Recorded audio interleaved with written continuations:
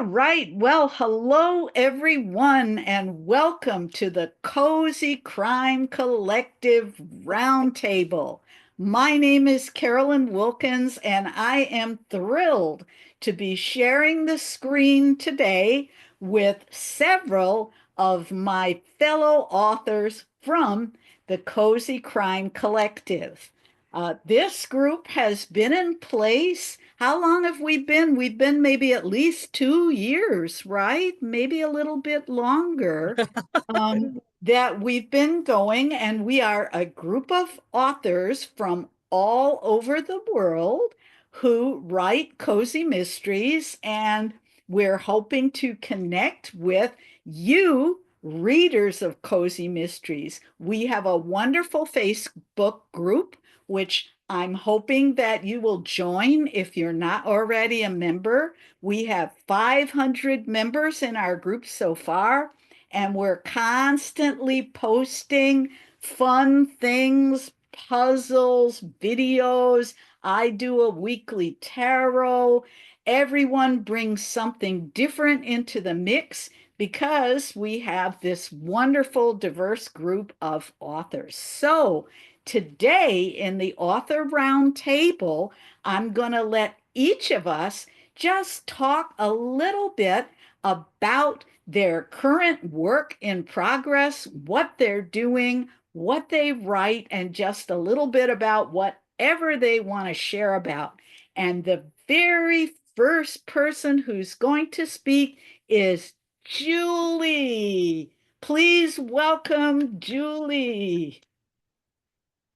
Thank you, Carolyn, and thank you for organizing this great inaugural event for the Cozy Crime Collective, which I'm not sure if it is quite 2 years yet, because I remember when we hit the 500 members mark a few days ago, which we're celebrating today, I was thinking, oh, good, and we're not quite at 2 years yet.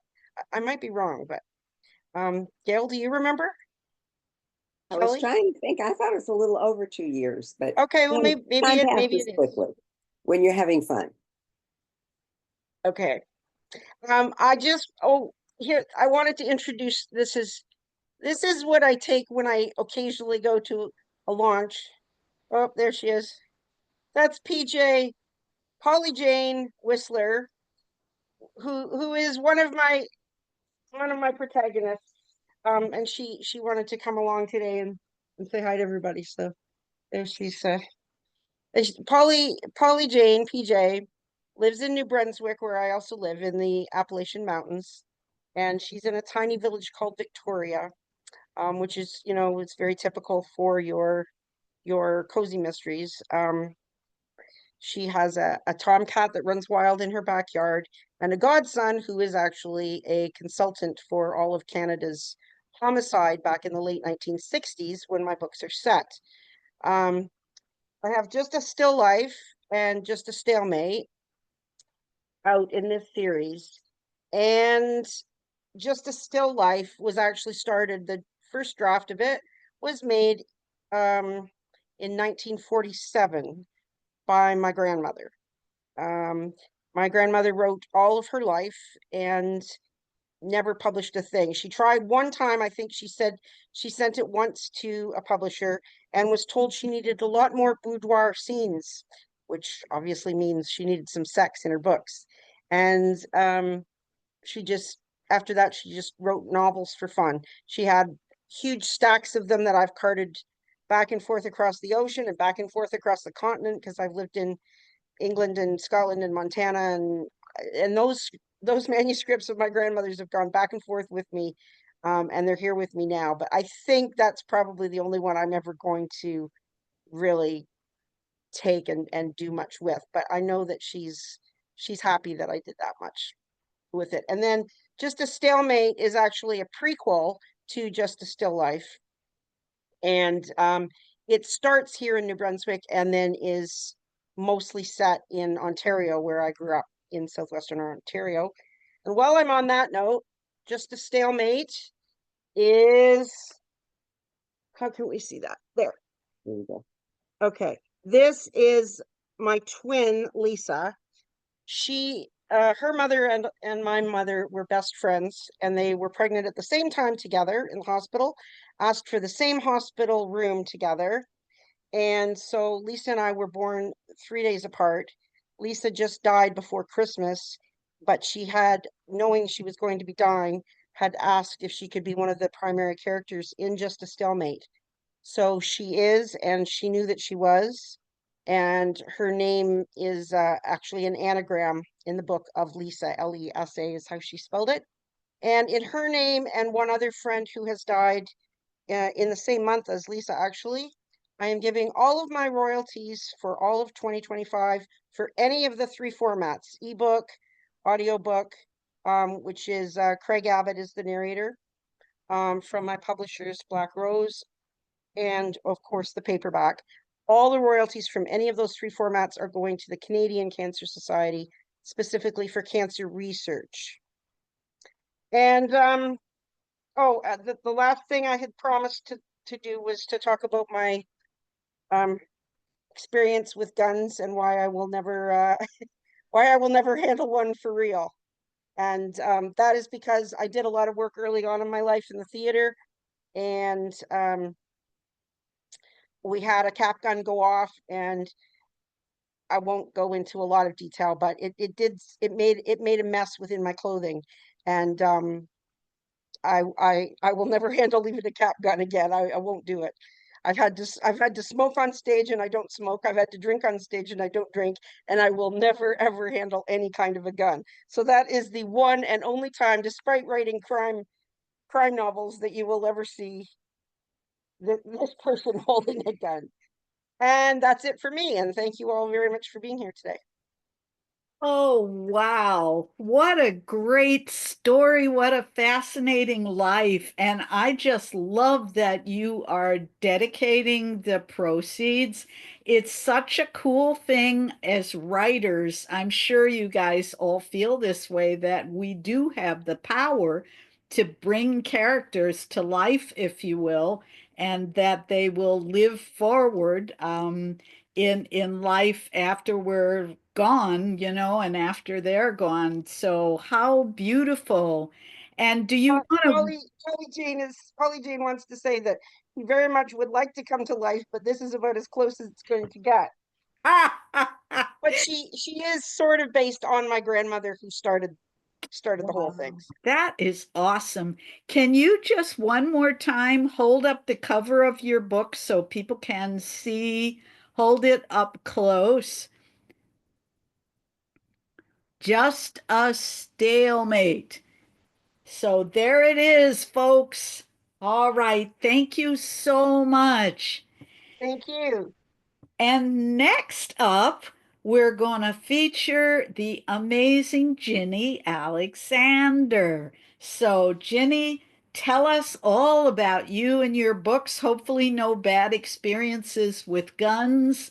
But yeah, tell us I've a little about you.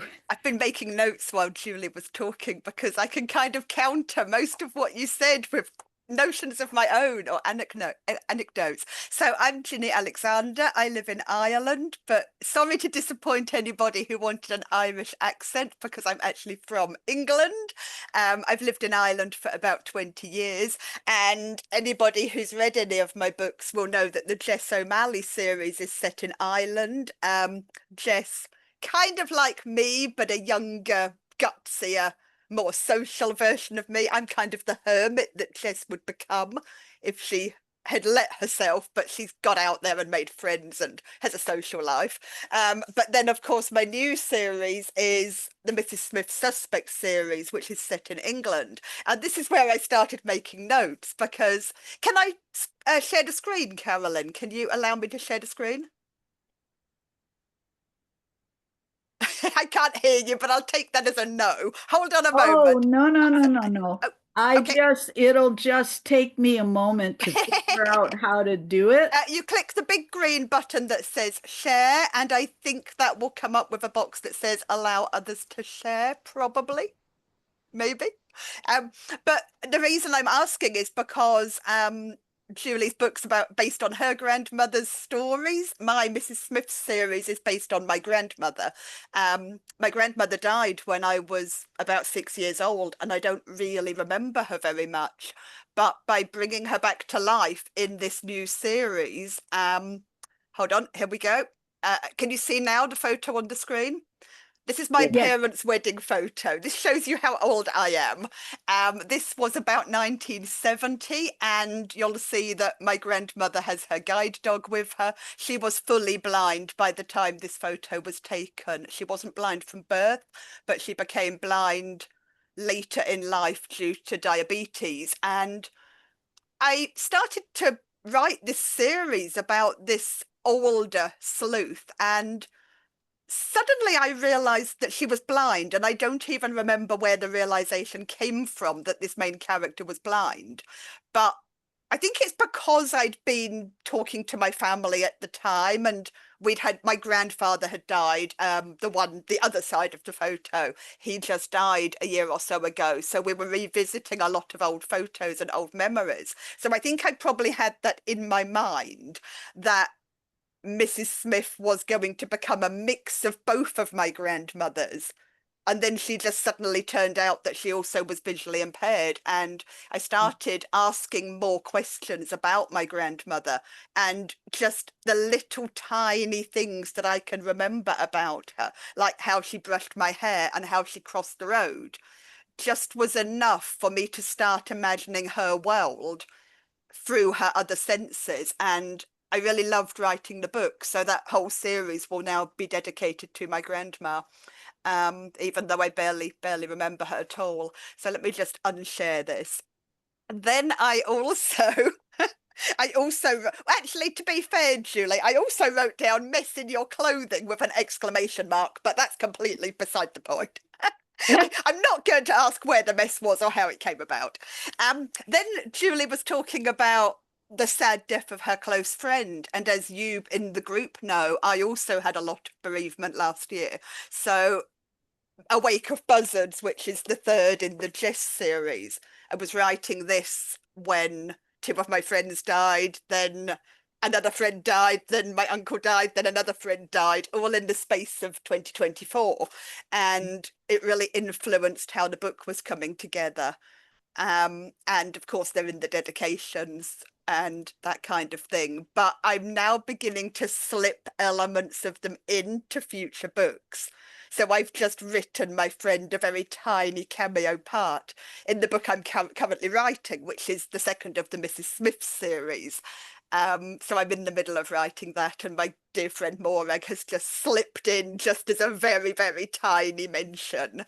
And I think they'll come in again as time goes by, but never as big characters, always just as a little reminder to me how important they kind of were. I'll never make them main characters, and I will never kill them off. Then Julie said about guns. Well, in book 2, A Hover of Trout, where I kill off yet another of my neighbours. I have a neighbour here. I live in rural Ireland. I live among farmland. One of my neighbours, he's not the kind of farmer that I appreciate. He weed kills, he pulls out hedges, he rips out trees, he has a dog that's out of control. So I kind of reinvent him just so I can kill him off again.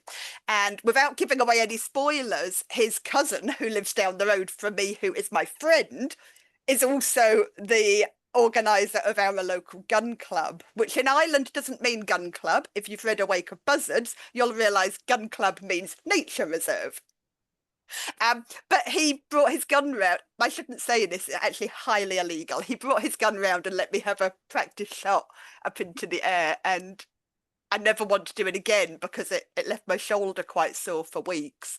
And guns are very, very alien to our culture, not like some of you over there. Only farmers really have guns in Ireland. Even the police aren't usually armed. So just to have had the experience of shooting that gun so that I could actually understand how it worked in the book, but also just hearing my neighbour's experience. He's a psychiatric nurse, and he was telling me some bad stories about guns. And of course, anyone in the States knows a lot of bad stories about guns. So I agree with Julie that it's not something I ever planned to do. or want to do again. I feel like I've just talked for absolutely ages, so that's what I Well, do. it's been fascinating. I will say, having listened now to Julie and then Jenny, how both authors took as inspiration grandmothers, how the grandmother factor factors in. And I know that in my own stories as well. I'll talk about that a little bit later. But thank you. That was really fun.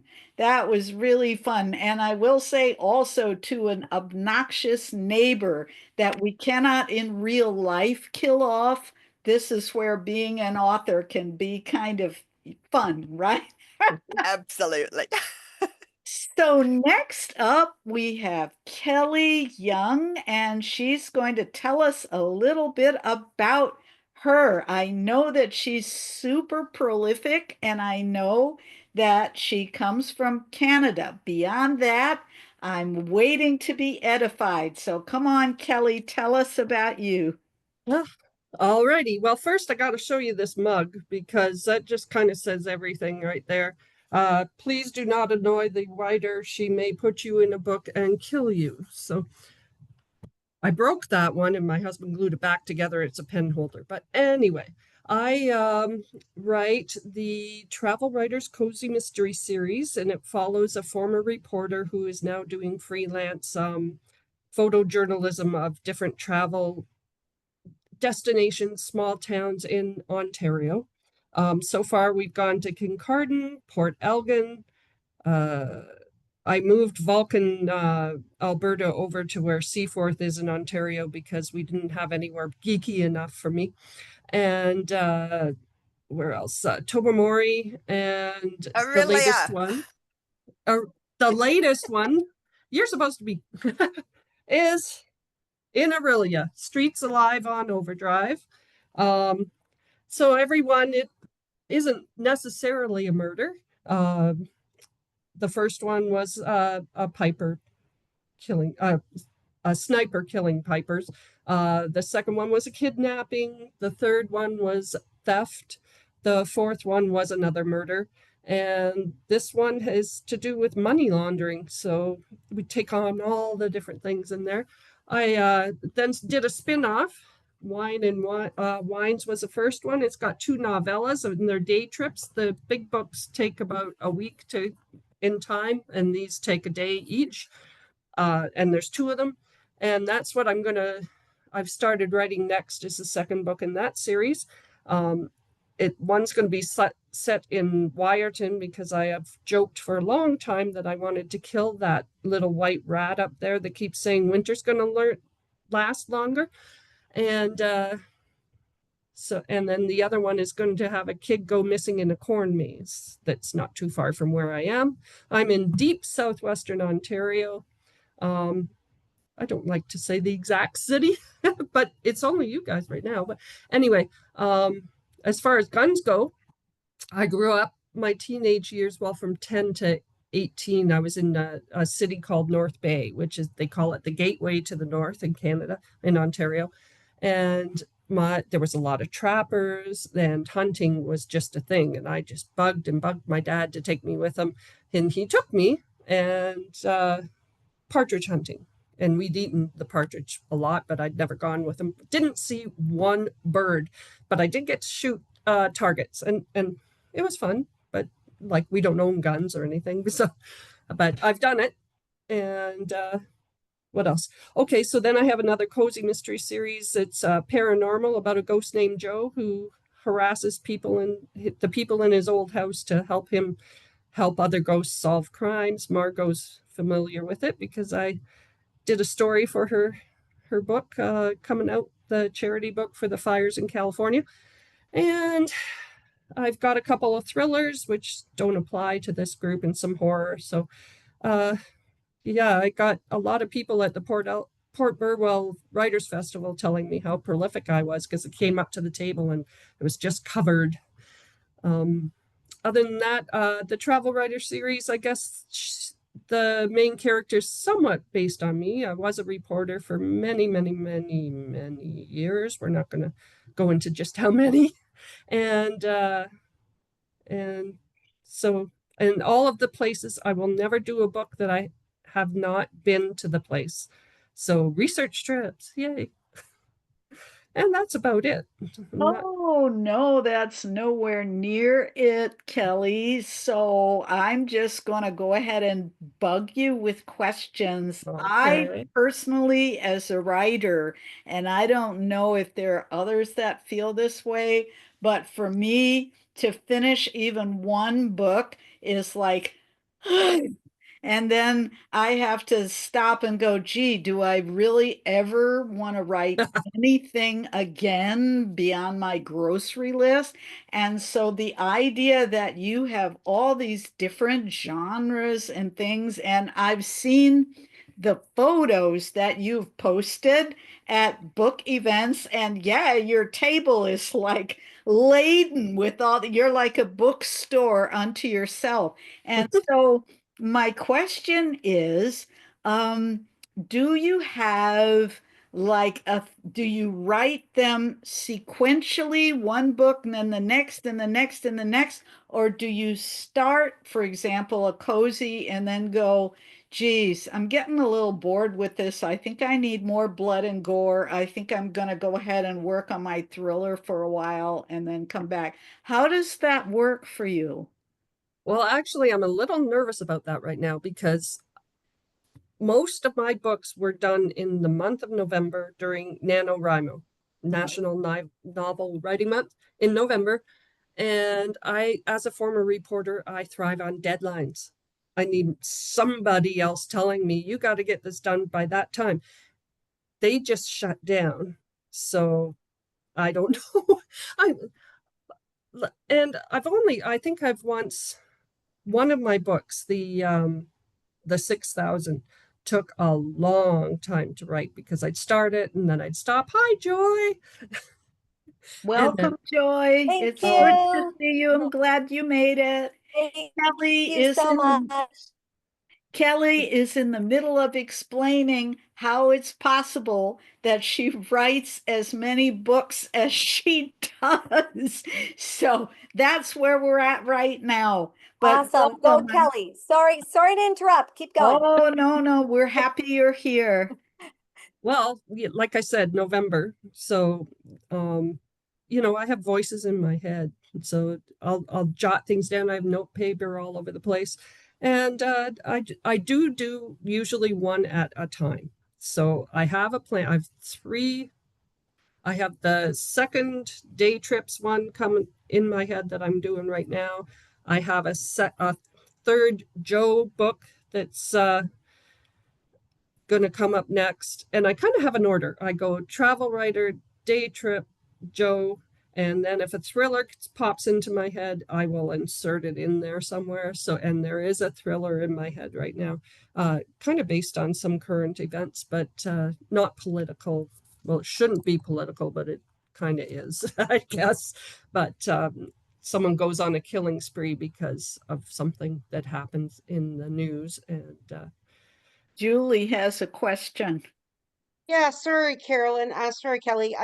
I thought there was a raise hand thing at the bottom, but I don't see it. So, I just wanted to add a fact, and I won't say the name of the town, but I know that a lot of Americans think that Canada is very small, and besides the fact that we don't live in igloos, which a lot of Americans seem to do, they also seem to think that we're very small. And I just want to say how bizarre it is that Kelly and I and Lisa, that I held up the picture about, were born in the same hospital. Wow. yes, So that was it's kind of how we got to be friends. We yeah. realized that, yeah. You had seen you. Oh, now Jenny's got a question. No, I just want to say that I think it's really bizarre that the only part of Canada I've visited is also where you guys live. Oh my, That's why I knew Aurelia was Kelly's other weird. book, because I've been to Aurelia. Oh, okay. Wow. Actually, we're talking about, we were both born in a southwestern Ontario town. Aurelia's Yeah, north, but I've been to the places in yes, your Ontario I've been anyway. to Yeah. your province. So I think that's Wow. really exciting. Oh, that's impressive. So, Kelly, so you're saying that now that NaNoWriMo is no more, you're going to have to find a new way to motivate yourself, like a new deadline to write Exactly. to in order to keep producing. Yet the only book I've done that wasn't part of Nano is because I didn't know Nano existed at the time, and that was my Flurry's Ending thriller. And it took a lot longer than a month to write. So, and I'm not saying I do the research in everything in a month. I do the research ahead and puddle about and maybe do a teensy bit of plotting, although I'm a pantser, as you can tell, because it's what I'm doing right now. And but it it is going to be a bit of a challenge. It's been a while since I've not had a artificial deadline waiting for me, so we'll see. No, I'm sure you'll figure it out. But Thank you. anyway, Yeah. big welcome to Kelly and her many books. What is the book you're currently writing? The second in the turns into the day trips Okay. mystery. Okay. So, and I'm Oh, not quite sure. So the first one's set about the groundhog going missing, and then the kid goes missing in a corn maze. And I was thinking it's Wyatt and Willie. Do I dare go Willie and Willie? But then, like, these are W's. I don't want to be stuck on W's, but I did not think of the trap I was setting for myself when I made this title. So I'll have to give it more thought. A lot of times I'll have the cover and the title before I have anything else. So oh, that's brilliant. Well, thank you, Kelly. This is thank great. you. And yeah, it's so interesting because although we see each other online, I don't think we've ever actually had this kind of conversation. So it's fun for me as well to really get to meet you all and find out about your books in more detail. So we're now going to move to Margot, and Margot is going to tell us whatever she wants to tell us, whether she's had a bad experience with guns, born in the same hospital as Julie, or any other interesting things she wants to share. Okay, first of all, hello, thank you for having me. I am Margot Kinberg, and I am from the East Coast of the US, called Philadelphia, basically my home for many, many years. Now I am in California. But my work is set on the East Coast. But that aside, speaking of hospitals, one of my work colleagues, this is some years back, and I got to, you know how you get to chatting with your work colleagues. Where are you from? Well, where are you from? It turns out we were born in the same hospital. 2 years apart, but we were born in the same hospital. So these kinds of things happen. Okay? They do. And you're going to think, oh my God, she's an American and she's not going to talk about guns. But, I am not a gun shooter. I am not, I put them in my stories sometimes when they're appropriate, but it's just not my thing. So I have nothing interesting to add to that. Sorry for everybody who thought I was going to be a gun toter, but I'm not. But I will tell you a little bit about my books. I have two series. Well, actually, I don't mean to interrupt myself. There's something more important I have to talk about than my books. And that is a project very dear to my heart that I've been working on for most of this year so far. Everyone knows about the terrible LA wildfires that destroyed so many homes and businesses. People lost their lives. And I decided I cannot sit here and not do anything. I can't do that. These things were only about 200 clicks from where I live. So when you're that relatively close to a fire, then you have to think about it. And even if you weren't, you should. So I thought, I'm not going to sit here. And I thought, well, trust me, if you're an author, you're not rich. So I don't have that. And then I thought, I'm not a firefighter. I can't go up there. I'll just get in people's way. So I thought, I know what I'll do. I'll write. I will edit a charity anthology. So I am the very proud and humble editor of a charity anthology called LA Extras. Los Angeles style crime stories. It is coming out this November and features 21 of us authors, including Kelly Young. Thank you, Kelly, who wrote a great story. I'm not even going to tell you which of her protagonists, so you're going to read it and find out yourself. But the stories are all about different crimes in Los Angeles. There are some are, one in particular is set in the past. Most of them are set contemporarily. And they're set in different parts. I don't, you were talking before about how big Canada is and how easy it is for people to forget that. And boy, that's the truth. Los Angeles is big. It is a large, spread out, huge city with all kinds of different neighborhoods, and you even think you're in a different place. And I don't even live that near. Like I said, I live a good long couple of hours away. But even down here, we talk about Los Angeles spread. That's how big it is. So there are all kinds of places in the city. There's the airport. There's the Hollywood Hills where the famous people live. There's this and that. So all of these stories take place in different parts of the city. It is coming out in November. I'm sorry I don't have a cover to tease you with. We're working on that. I do not have a date of release, but we're planning right now on the November release. And right now I'm just thoroughly enjoying and learning from the fellow authors that I am privileged to work with. So I want to tell everybody about that. Keep it in mind. Watch this space. As soon as information is available about it, I will provide it. But let me move on because I don't want to take up all the time. I'm also working right now on the second of, I write 2 series. One of them is my Joel Williams series. The latest of that is Scene of the Crime, which features my guy Joel. He is a former cop turned professor, and he teaches at a small university in Pennsylvania, an area that I kind of know and was real comfortable writing about. I've got 5 books in that series. Scene of the Crime is the 5th. I'm excited about that. Right now, I'm working on the 2nd in my Patricia Stanley series. Patricia Stanley is a cop who works in Malvern, Pennsylvania, which if you know Philadelphia at all, you know that Malvern's a little outside of Philadelphia. A Matter of Motive is the first in that book, or in that series, excuse me. I am working on the 2nd one now, and I'm excited about it. This is what links to, I don't want to steal your thunder, Carolyn, Murder at the Wham Bam Club.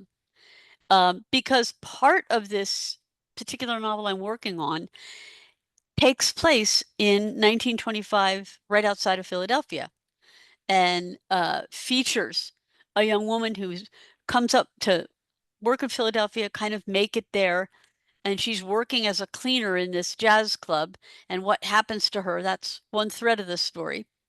The other thread of the story is a modern murder in an antique shop, and how those blend together. I'm working on it now, and I finally got the title for it, and this is exclusive, everybody. You hear it first here. It's called The Last Letter. No more news about that now because, okay, writers, we're all writers. You know, you're working on your story and you're thinking, oh, it's going this way. And then all of a sudden, one of the characters bops you in the bean and says, and changes things. Does that happen to you? Because it does to me. So right now, that's what's going on with my In the Process, in the Works. You can find what I write on Amazon. You can also get in touch with me personally, and I'll be happy to hook you up with the books. I've got a website, real easy to find. All you got to do is check margotkimberg.com. You'll find me, and you'll also find me right here in the Cozy Crime Continuum. Thanks. Oh, that's brilliant. Thank you so much, Margot. That sounds like fun. I can't wait to check it out. As a big fan of the 1920s, it'll be great to see what your story and the way that it's going to tie into current events with an antique shop that's already very provocative. That's going to be great. So well done. That brings us to Gail. And Gail, take it away. Whatever you would like to share about your books, about your experience, let us know a little about you. All right, that sounds great. Can you hear me okay? Yes. All right. I always check that before I start talking because it's just the most awful thing to face an audience of people who are politely sitting there and they have no idea what you are doing, but they see your mouth moving. And so I always like to start by saying, can you hear me? Just to be sure. So we seem to have a theme going here, and it's a theme that begins with my favorite letter, G. Grown-up kids, you know, where you grew up, okay, grandmoms, and guns. So I feel like I need to cover the G word, G for Gail, my favorite letter, before we go on to talk about anything else.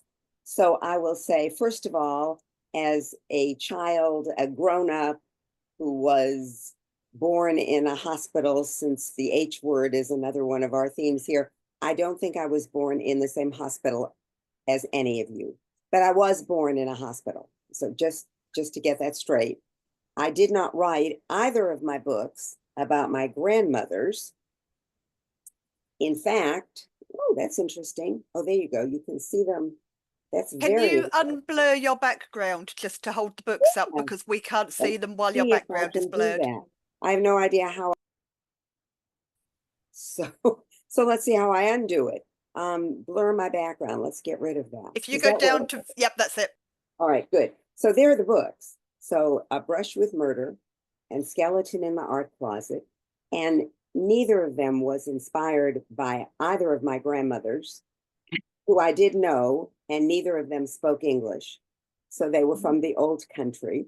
But the women in these series are, well, they're grandmother age. And I am grandmother age too, which I'm very proud to proclaim because you need to flow with it when you get, as you get older, there's no reason to deny it. Let's just go with it. Okay. And the other thing I need to mention about these books is that guns are not a big topic in my books. And I have researched guns just a little bit, but they were muskets. So, so I've got 14 published children's books, and many of them are set in earlier periods of history. And in those stories, I needed to research guns. So the guns that I have handled are guns that nobody uses anymore. Thank goodness, because the less guns that people use, the happier I will be. And yes, I'm an American, so what can I tell you about guns? It's a really sad story.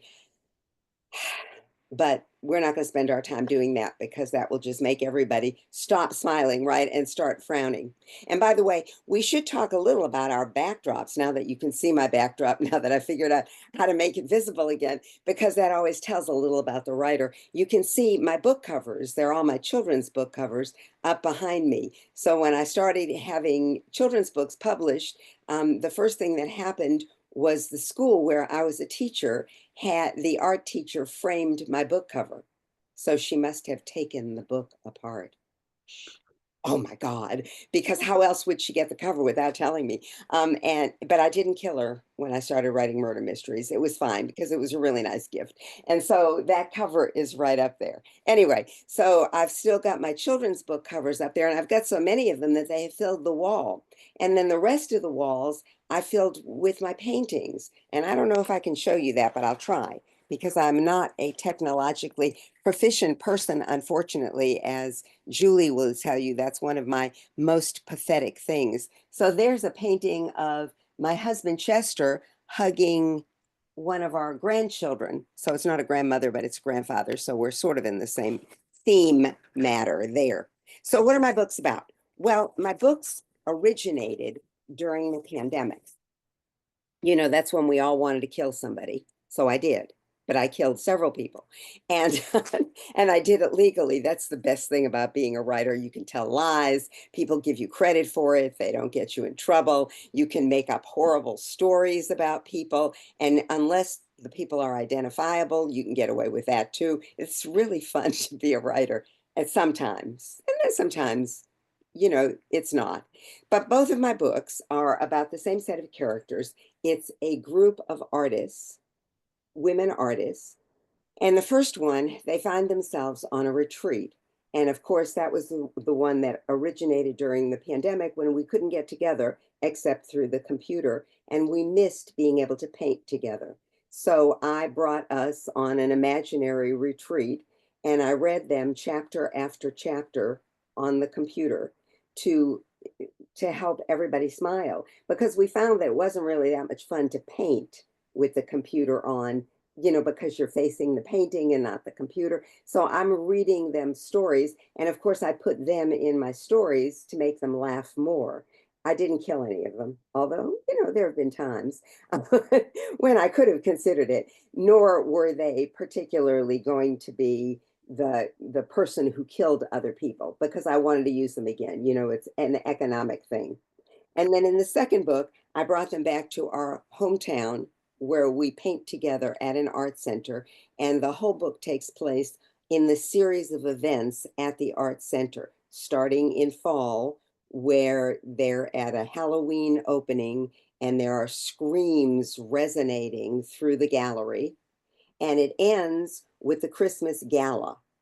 And both books, by the way, have a big black dog who ends up helping to solve the mystery. So this is a problem because the current book that I'm writing is called, at the moment, Murder at the Musée. And I've taken my group of painters with me to Paris. And on this art tour, one body or another museum piece falls, so to speak. And so we're getting to the point, and I know that you know this, those of you who are pantsers, where I've got to finally decide to stop putting in red herrings and reveal to myself as well as other people who done it.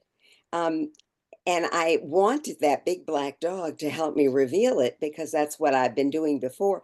But the big black dog just really would not be on an art tour of Paris. So right now I'm trying to figure out a way that I can invite in a French poodle.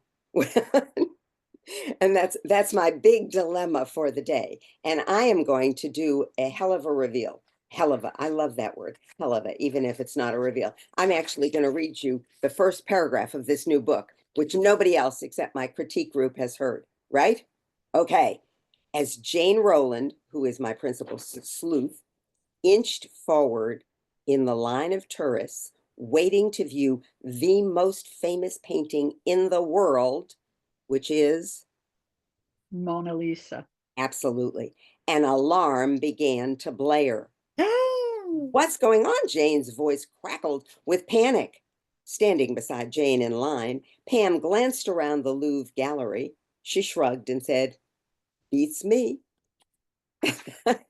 And so that's how the story begins. Now, how am I going to work in this French poodle? This is my biggest problem at the moment. I don't know if I'll ever finish the book if I don't find out. Ginny, you have an idea for me. I present you, if I can still share the screen, hold on. I present you Exhibit A, Guide Dog.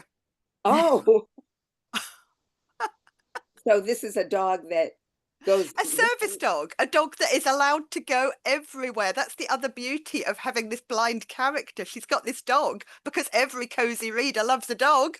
And the dog can go everywhere, in the hairdresser, in the restaurant, in the hotel, in the cafe, in the library, in the bank, in the museum. Interesting. Now, I don't know what I'm going to do about the fact that it was always Pam's dog.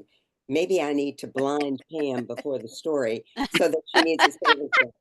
But you could bring somebody else's dog in, perhaps. If it's a French poodle, it could be a random museum dog, a therapy dog that's in the museum to support museum people who have a breakdown while they're standing in front of the Mona Lisa and being frankly disappointed by its size. Yes, yes. Or it could be a bomb-sniffing dog.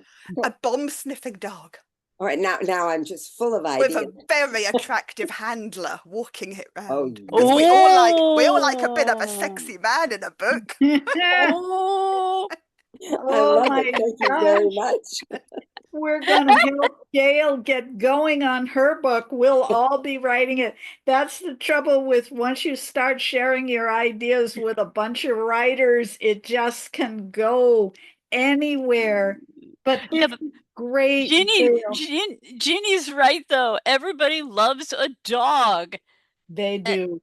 And They you do. got to put that in there, Gail. You just do. Now, how many of you have dogs? Does that Jenny include does. people who did also? Well, yeah, having, ghost dogs, I guess, would count. But today, only two of us have dogs. Is that right? Ginny and Julie? Yeah?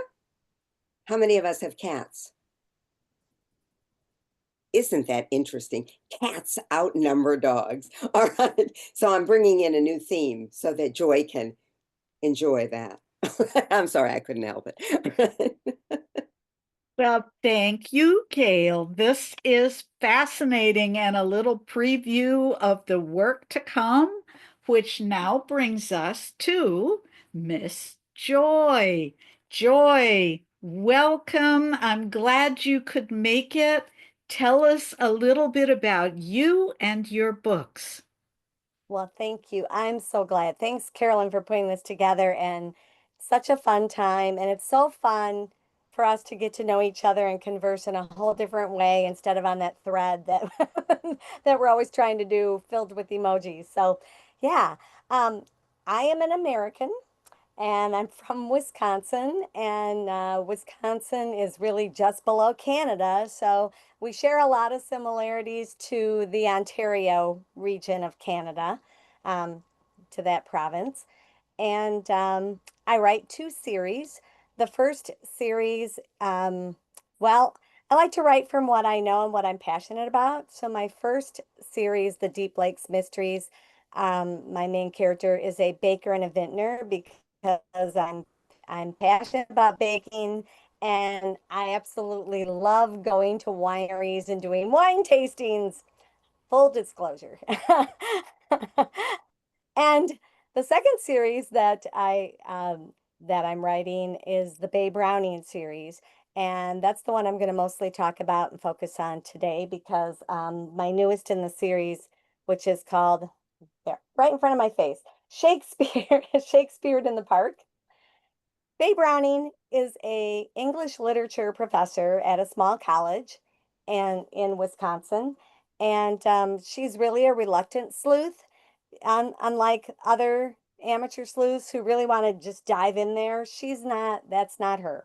She'd rather curl up by the fireplace and just read a good book and grade her English papers like a good English teacher should. Case in point, I was one of those. So, again, writing from what you know. But and she's drawn in to this murder in the very first book in the series because the murder kind of comes to her, so she gets pulled in and is being led around through being left clues from this serial killer, even though it's a cozy, sort of a cozy mystery. The killer has killed multiple people. But in my new book, in Shakespeare in the Park, as I advertised on my Facebook post, I called it a triple trio plot combo, which sounds like something you might get from a fast food restaurant. And hopefully it's better than a fast food. That's what I'm hoping. And this one, Bay is directing a summer theater production at her college that she co-wrote, and it's a Shakespeare parody. So it's called Shakespeare's Couch, and it's a takeoff on all the Shakespeare characters kind of coming into a talk show and kind of arguing with William Shakespeare about how he wrote them, what he made them do, who he paired them up with, and things like that. And I'm actually going to try to work on writing that whole parody. I have it kind of pieced out, but I'm like, I have to write this book. I can't just work on this parody now and switch gears. Um, so the triple trio is that, first of all, the drama is that there is this summer theater production, but as Shakespeare likes to do, a play within a play, there's a play within a play within a play going on in this plot. Um, there is behind the scenes things going on stage with these actors. They've got their own drama that they're carrying out throughout the plot of the story. And then there's also a group of people in this book that are called the Bluff Birds, and they are the upper crust echelon of Prairie Ridge, which is the town where where my stories take place. And they're the high society. They're part of the founding families, and they have their own drama going on. And one of the main people, who's a Bluff Bird, is hosting a summer Shakespeare theater live action role play party. So there's the other play that's going on. So that's the three plays that are happening. But there's also a lot of social drama. There's the drama going on between the students at the college who have their own little past history and past secrets. There's a drama going on among the Bluff Birds. And then there's also family dramas that are happening on the Bluff due to family secrets. Surprise, surprise. And then my third part of that trio are premonitions.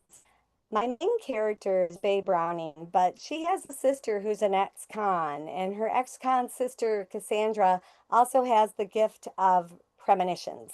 She has the ability to know things before they happen, but a lot of times people will not take her seriously. So her premonitions definitely feed the plot of this book, along with her sister's premonitions, her stepsister's premonitions, along with a character on the bluff of the Bluff Birds called Posey. Posey is one of the people. She's the person that hosts this live action role play party. She is also the employer of Cassandra. Cassandra works for her as a personal assistant, and she and Posey are kindred spirits. They both are really into apothecaryism, if that's a word. But they have, but they make their own teas and tinctures, and they're really into gardening and plant life. And they also both have this gift of premonition. And Posey's premonitions also factor into the plot of the play. And there's a lot of other trios involved. There's a trio of ex-wives who kind of add humor and a lot of drama and a lot of gossip about the past to this book. And then there's a trio of sisters called the Sweet Sisters, and each one of them happens to be a housekeeper to one of the Bluffbird families. So they have that interconnected relationship and in the know kind of things, even though a lot of people would consider housekeepers to be invisible. Well, you know, the staff is never really invisible. They have ears too, and eyes. And then there's also my main sisters in the book. There's Bae and there's Cassandra. And so those are all my trios that are going on in Shakespeare in the Park. I'm currently working on the third book in that series called Poetry Slammed. And I'm doing quite a lot of research for that this summer because a mysterious Emily Dickinson poem is going to show up that no one has ever seen before, along with a mysterious letter.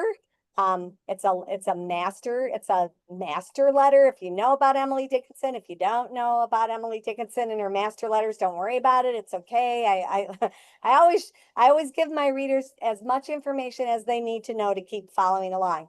But these mysterious letter and poem will lead to a kidnapping. And that will be the basis of Poetry Slam I'm working on next. We get to Emily Dickinson's home and museum, and sometimes doing the research can just be as much fun as doing the writing. Wow, Joy, that is awesome.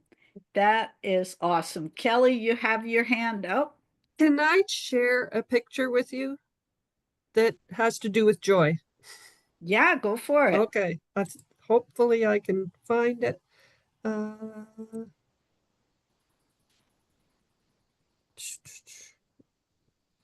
Aha, here we go. I think. Did it work? Yeah. There are a Well, lot it's of coming. people. Got a lot of options, Kelly. There we go. Is it there? You're looking at the wine. Do you want us to look at the wine tasting on the right? There should only be one in there, but this Well, one. actually, there are I'm 9 seeing a on the stack screen. of Oh photos. no. Okay, then that didn't work. See if you can double click it and see if it'll get bigger. It opened up in my paint. Oh, nope, that's paint. Darn, how did you do that, Jenny? We can see your whole desktop. Go back to share and Okay. you should get a thing that comes up that says share options. Yep. At the moment, I think you're sharing your whole desktop. Oh, okay. So see if you can select to share the other thing that you've got it open in. Okay, there we go. Did that work? Yes. Yes. So that's Joy and me on a wine tour. Nice. Nice. Is it still there? Yeah, where is Yes. It's that? still there. Love it. I love it. Nice. That was such a whirlwind day. Kelly and I tried to knock off as many wineries in Ontario as we possibly could. Fantastic. So listen, speaking of boozing it up, I'm gonna go ahead and just take a few minutes, Kelly, if you can stop sharing. Much as we love to see your drunken revelries, we're gonna just stop share. And I'm gonna talk just a little bit about my book. First of all, before I do that, I want to just say how fun this has been to have this chance. And I hope you guys out there in Facebook land are enjoying our conversation. We are a pretty interesting group of people, if I do say so myself. So I'm going to just say a little bit about my book. My name is Carolyn Wilkins. My book is called Murder at the Wham Bam Club. And the reason why I think it's perfect that I should come after this discussion about drinking and etc. is because my book is set during the prohibition in the US when liquor was made illegal. In 1921, liquor was made illegal. And as a result, it had the entire opposite effect, right? Crime skyrocketed, gangsters proliferated, and these places called speakeasies, that illegal places to drink liquor, rose. So did the popularity of hot jazz. And my character is an African American psychic. She lives in a small town way down at the south of Illinois on the Mississippi River. As she will tell you, it's as far south as you can go and still be in Illinois. And there is very much that kind of southern attitude about the place, both in the temperature, in the vibe. And in 1922, when my book takes place, it's also a very steep divide between the races. However, when it comes to the Wham Bam Club, they mingle in a place where everything is illegal and everything is kind of off the table in terms of the rules and regulations. And as my book begins, a young girl has gone missing from an orphanage, the colored orphanage in town. Everything there is segregated. There are white things, there are colored things. And this young girl has gone missing from the orphanage, and my psychic protagonist, who is a relatively young girl herself, and once attended that orphanage as a young girl, has been asked to use her psychic powers to find the missing girl. We now are going to admit our first audience member, better late than never. So That's how the story begins. And when it turns out that the girl has been fraternizing at the Wham Bam Club, this is when everybody knows she's in trouble.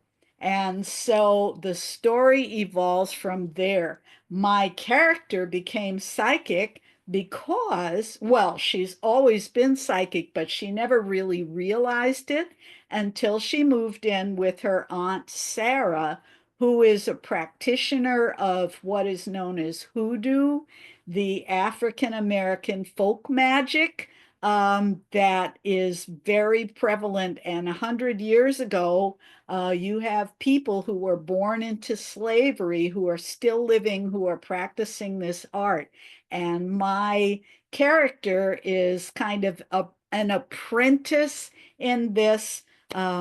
Yeah, she's also, like all 20-year-old girls, looking for true love, usually in the wrong places. Surprise, surprise. And there's a couple of handsome ne'er-do-wells that she meets along the way. But anyway, that's my story, Murder at the Wham Bam Club. It is coming out in July. You can pre-order your copy wherever books are sold, as they say. And yeah, I think for myself, I am also actually a practicing psychic medium. And if you follow our page, the Cozy Crime Collective, you will receive a psychic reading every week. I always post something.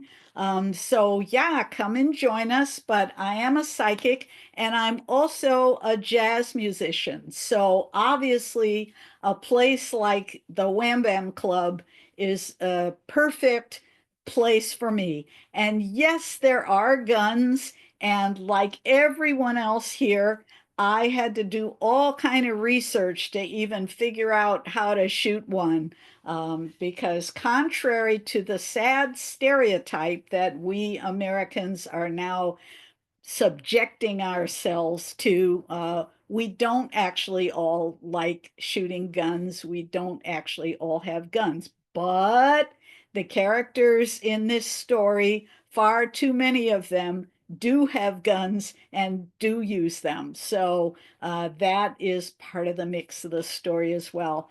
So that's all I'm going to say for now about Murder at the Wham Bam Club. Welcome, Eric. I'm so glad that you dropped in. Thanks so much for coming. We're nearly at the end of our presentation, and but since you came, I'm going to give you a chance to, if you want to, if there's anything you would like to ask, or maybe what we can do is just quickly go around the circle. I have a better idea. I think we should not tell Eric anything we've talked about and let Eric tell us about his books and see we can play bingo, and all of the watchers out there can play bingo. Every time Eric mentions about his own books, any of the main things we've talked about, we get points because, as Kelly knows, we're quite competitive here, aren't we? Apparently so. We've got about 5 minutes left. Eric, would you like to say something about your books in that 5 minutes? It doesn't have to be bingo. Oh no, bingo's fun. I didn't know I was going to be put on the spot though. I know. That's why I'm going Great to in meet you, very though. I've never gently. met you. Let's give Eric a couple more minutes and just explain that Harini couldn't be here because she's in India and asleep. Tom couldn't be here because he's super busy and important in England. So, Eric. I'm sorry I'm late. Previous meeting couldn't get out of. I write cozy mysteries. I sometimes, and I don't know if you do this now too. I think cozies are evolving, and they're not maybe what they were even 10 years ago. So I think about the rules that I've been told to follow, And maybe as all authors, I consider how I can bend them. And I heard somebody in the UK swears now in their cozies. And I was like, really? You can't do that. Exactly, that's how I feel. But you know, like I've been having this discussion with some of my Canadian counterparts who write cozies also. It's the place of cozies, where they fit into literature. Are they strictly entertainment, or escapism, or can they have strong social messages? Kelly and I have discussed this. Um, and maybe in the past, they didn't have too many messages. It truly was escapism.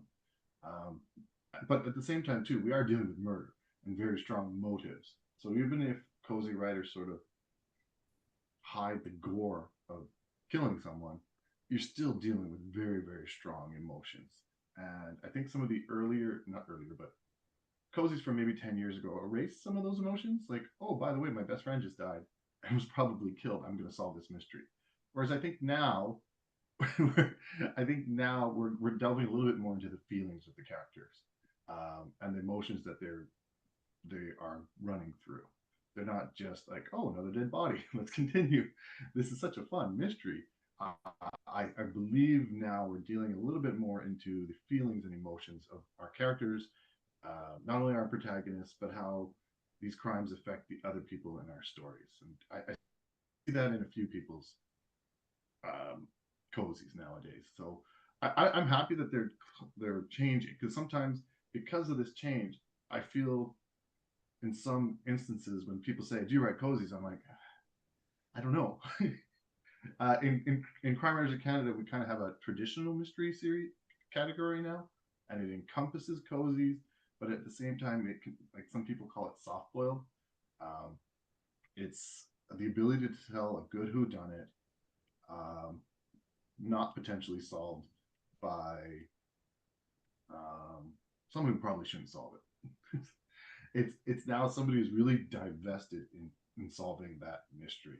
And I know a lot of times at the beginning of a series, they fall into that problem. Either they themselves are framed, which happens in mine, Death in Half Moon Bay. And thank you, Margot, so much for that video you just recently put out about it.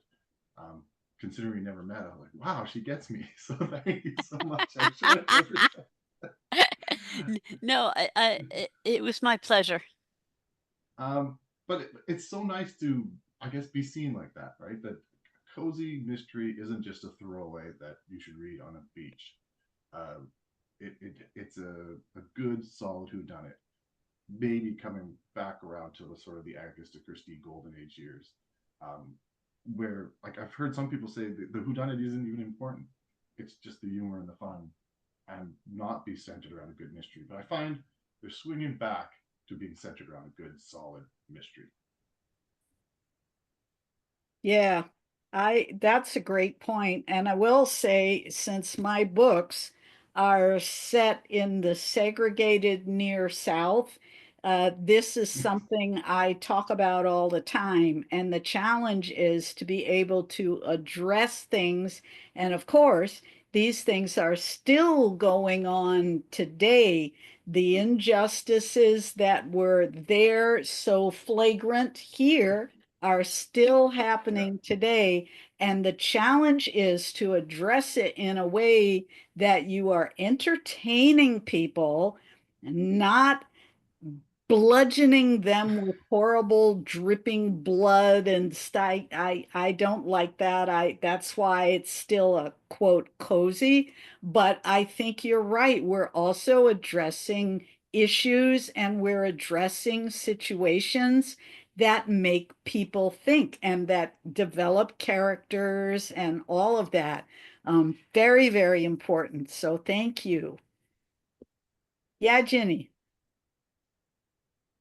Sorry if I couldn't find the unmute button. And just, I think it might be a good thing to just pick up on what Eric said right at the beginning about UK writers versus maybe the more American. And when I say American, I mean like Canada and the US. It is true, the British ones are more sweary, for sure. Mine is certainly a little, mine's not too bad to be fair, but it is a little more sweary than the American ones. And also I've kind of noticed that the British ones tend to be a bit more realistic. I mean, I'm generalizing here, but a lot of the US ones are much cozier, cutesier. Not so much within our group, but generally there's quite a big divide between the British. We're sort of very realistic stories, and the murder is almost a sideline on a social commentary, perhaps. So I certainly do try to bring in some. I was going to say heavier themes, but they're not really. I try to bring in some real things, some real life.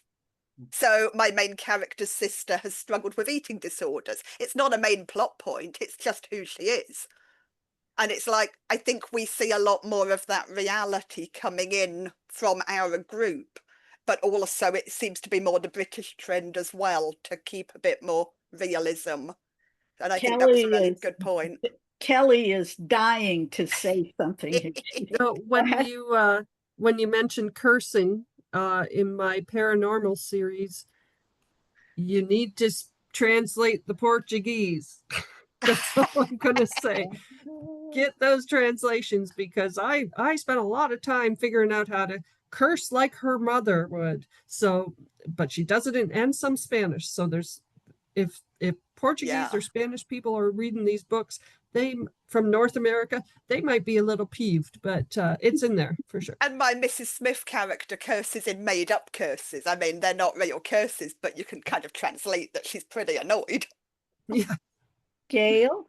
I just want to say to all of you and all of the readers that end up seeing this, that one of the things that I love about a cozy is you don't have to feel guilty. If you want to read it and give it to somebody else when you finish reading it at the beach and you have just read it to enjoy it, go right ahead. And if you want to read it and dig for deeper themes and understand where the author's head was and get into psychological stuff, that's okay too. So it's kind of like, in my opinion, as a Jewish girl, Christmas. If you want to get into the religious stuff and really take the holiday for its symbolic meaning and make you a better person and so on and so forth, go right ahead. But if you just want to go to the store and get a lot of candy and presents, that's okay too. You can do either with a cozy. We're all for any of ways that you want to read it. Absolutely. Or to quote Donkey, it's all about the layers. It's an onion, isn't it? You can just eat the onion, or you can look at the layers. It's up to you. So you know what? This is a perfect way to close. We're going to wrap it up because we are at 4:15 here. But thank you all so much. And I hope that you guys, let's all hold up our books one last time. We are the Cozy Crime. Oh, Eric, see, you came unprepared. But no, here we go. Here's Well one he made done. earlier. Well done. And we are the Cozy Crime Collective, and we hope that if you haven't joined our Facebook page, that you will do. And meanwhile, we're just going to say goodbye for now. And thanks for watching. Bye, Thanks, everyone. Bye, everyone. Bye. And thanks Bye. again, Carolyn. You Thank are you. welcome. Carolyn.